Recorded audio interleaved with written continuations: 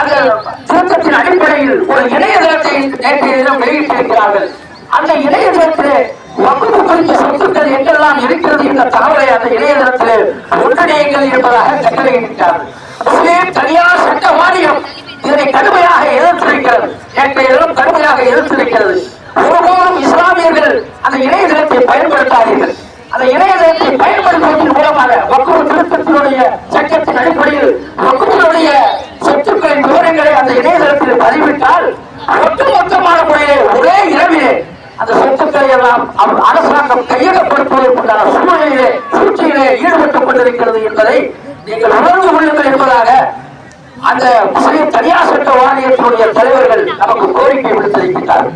எனவே அந்த சட்டத்தை மசோதாவை நாம் புறம் தள்ளிவிட வேண்டும். இதுபோன்று அனுதினமும் முஸ்லிம்களின் தலைகளிலே கத்திகள் தொடுத்துவிடப்பட்டிருந்து கொண்டிருக்கின்றது. இப்ராஹிம்